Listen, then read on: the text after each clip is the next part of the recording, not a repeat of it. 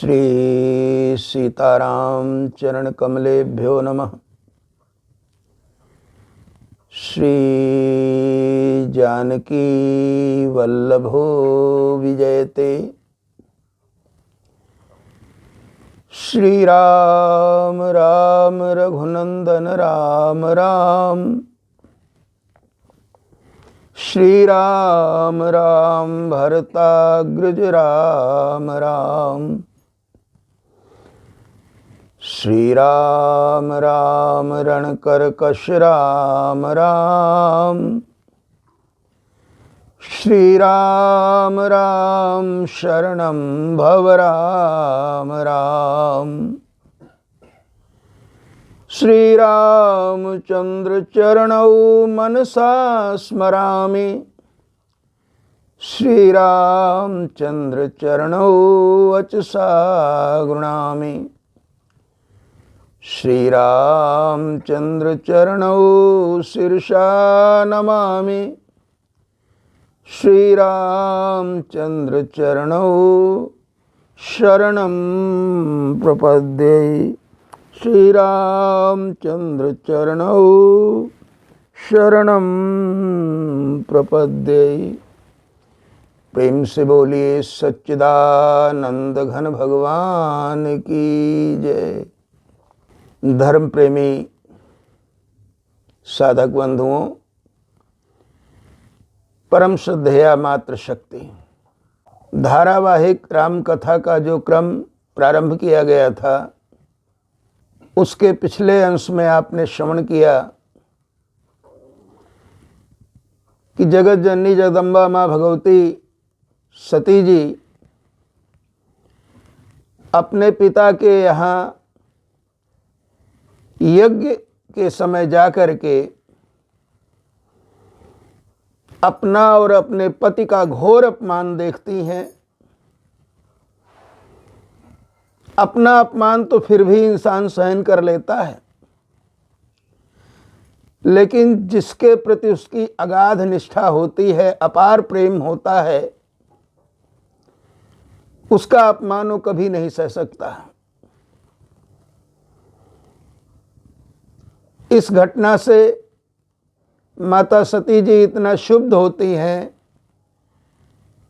कि उन्होंने संपूर्ण समाज की भर्त्सना करते हुए अपने पिता के प्रति भी ये भविष्यवाणी करते हुए कि मेरे पिताजी को अपने कुकृत्य पर पछताना पड़ेगा।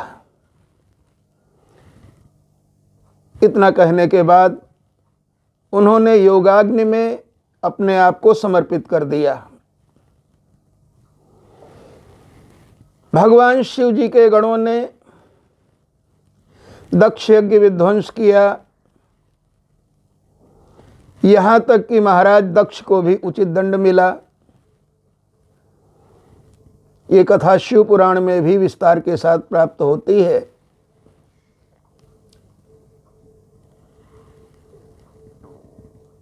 एक बात कही गई है श्री रामचरितमानस में कि जब माता सती जी ने अपनी लोक लीला का संवरण करके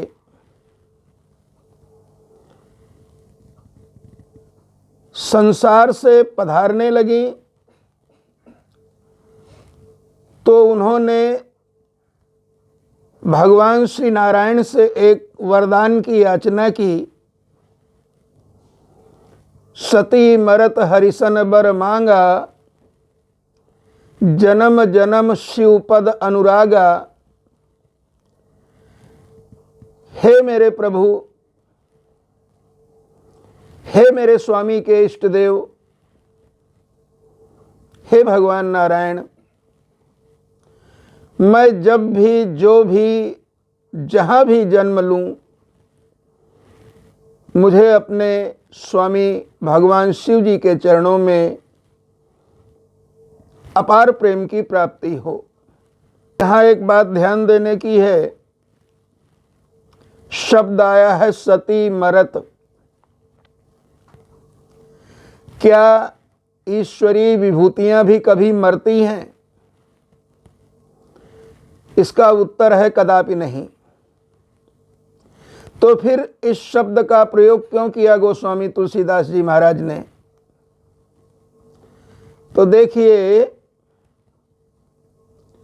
ये जन्म और मरण दोनों ही लीला हैं। भगवान और उनकी विभूतियों का न तो जन्म होता है न मृत्यु होती है। वो अजन्मा है, अमर हैं। लेकिन जैसे वो जन्म की लीला करते हैं, वैसे ही अपने अवतार का उद्देश्य पूरा होने पर अपनी लीला को समाहित कर लेते हैं और धराधाम से पधार जाते हैं। एक सांसारिक सामान्य जीव के मरने जीने में जो बात होती है, वो परमात्मा की लीला में नहीं होती, क्योंकि परमात्मा की क्रिया है ही नहीं। वो तो मात्र एक लीला है, एक अभिनय है। जैसे कोई नट होता है और वो अनेक प्रकार से अपना अभिनय करता है। अभिनय करने वाला जिसका अभिनय करता है वो नहीं होता है। वो तो जो होता है वही होता है। बस केवल जितनी देर तक अभिनय किया तो अपने अभिनीत स्वरूप में उसका एक नाम, उसकी एक पहचान होती है और उसके पश्चात फिर वो जैसे का तैसा हो जाता है। भगवान निर्गुण हैं, निराकार हैं, लेकिन जीवों को प्रेम की, भक्ति की शिक्षा देने के लिए, चरित्र की शिक्षा देने के लिए विभिन्न रूपों में अवतार ग्रहण करते हैं। एक बात और बड़ी ध्यान देने की है कि जिस समय जीव संसार से विदा होता है, उस समय उसकी जैसी वासना होती है उसी के अनुसार उसे जन्म लेना पड़ता है। श्रीमद् भागवत में महाराज जड़भरत की कथा आती है। महाराज जड़भरत जी अपने 2 जन्म पहले एक राजा थे और अंततः अपना राजताज सब छोड़ करके जीवन की अंतिम अवस्था में तप करने के लिए वन में आए। धन छोड़ा, वैभव छोड़ा, साम्राज्य छोड़ा, परिवार छोड़ा, लेकिन संयोग देखिए, एक मृग शावक हिरण के बच्चे के मोह में पड़ गए। एक दिन वो पावन नदी में स्नान करने के लिए गए और स्नान करके वो सूर्योपासना कर रहे थे तो देखा कि तट पर एक हरिणी जल पी रही है। हरिणी गर्भिणी थी। उधर दूसरे तट पर एक सिंह ने हरिणी को देख करके दहाड़ लगाई। परिणाम स्वरूप हरिणी को समय से पूर्व प्रसव हो गया। भयभीत हरिणी तो भाग गई, लेकिन हरिणी का छोटा सा शावक जिसका अभी नया नया जन्म हुआ है, वो पड़ा हुआ है। उसे देख करके करुणावश महात्मा अपनी कुटिया में ले आए और बड़े यत्न से उसका पालन पोषण करने लगे। यहां तक तो सब ठीक है। समस्या तब हुई जब उनको उस हरिणी के बच्चे से मोह हो गया और परिणाम ये हुआ कि एक दिन हरिणी के बच्चे का चिंतन करते करते उन्होंने जीवन की अंतिम श्वास ली। जीवन के अंत समय में एक हिरण का चिंतन कर रहे थे, इसलिए उन्हें अगला जन्म हिरण का प्राप्त हुआ। किंतु पूर्व जन्म की तपस्या से उन्हें अपने पूर्व जन्म की स्मृति बनी रही। प्रायः लोगों को अपने बीते हुए जन्म की कोई याददाश्त नहीं होती है, पर हां, यदि वो जीव साधना संपन्न है, साधना परायण है, तो उसे अपने बीते हुए जन्म की ही नहीं, भविष्य में आने वाले जन्म का भी ज्ञान होता है। जानहि तीन काल निज ज्ञाना, करतलगत आमलक समाना। और जब उन्हें तीसरा जन्म प्राप्त हुआ तो बिल्कुल पागलों जैसा व्यवहार करने लगे, ताकि संसार में किसी के मोह में न पड़े। उनका नाम भरत हुआ और जड़वत व्यवहार करने से, पागलों की तरह व्यवहार करने से वो जड़ भरत कहलाए। हमारे देश का एक नाम भारतवर्ष है। भा का तात्पर्य है ज्ञान और भक्ति। रत माने लगा हुआ। जो देश और जिस देश के नागरिक सृष्टि के प्रारंभ से ज्ञान और भक्ति की साधना में लगे हुए हैं, वो देश भारतवर्ष है और उस देश के निवासी भारतीय कहलाते हैं। हमारे देश का नाम भारत तीन महान भरत नाम के महापुरुषों के आधार पर बना। एक तो तपस्या में श्रेष्ठ जड़ भरत जी के नाम पे भारतवर्ष का नामकरण हुआ। दूसरे प्रेम मूर्ति भगवान श्री राम जी के अनुज भरत जी के नाम से, भारतवर्ष के नाम से ये देश जाना गया। और तीसरे महाराज दुष्यंत और देवी शकुंतला के पुत्र शूरवीर भरत के नाम से इस देश का नामकरण हुआ। इन तीनों महापुरुषों ने भारतवर्ष में जन्म लेकर के यहाँ की महत्ता को और महिमामयी बनाया। इनके श्री चरणों में बारंबार प्रणाम है। तो सती जी ने अपनी जीवन यात्रा पूरी करते हुए इष्ट देव भगवान श्री नारायण से वरदान मांगा कि मुझे हर जन्म में अपने स्वामी भगवान शिव के चरणों के प्रति प्रेम मिला रहे, मिला ही न रहे, बढ़ता रहे। और इसीलिए उनका अगला जन्म हुआ राजा हिमांचल के यहाँ। तेहि कारण हिमगिर ग्रह जाई। जिस दिन से माता जी प्रकट हुई राजा हिमांचल के यहाँ, उस दिन से वो पर्वत जैसे सदाबहार पर्वत बन गया। सभी पेड़ पौधे फूल और फलों से लदे रहते थे। नदियों में अमृत के समान स्वास्थ्य प्रदान करने वाला जल प्रवाहित होने लगा। अनेक महान संतों ने जगत जननी अम्बा की आराधना करने के लिए राजा हिमांचल के साम्राज्य में अपना निवास बना लिए और राजा हिमांचल ने सबको उचित आवास प्रदान किए। देखिए, मैं एक संकेत करना चाहूँगा कि जैसे हर नदी पर्वत का एक आधिभौतिक रूप होता है जो हमें दिखता है,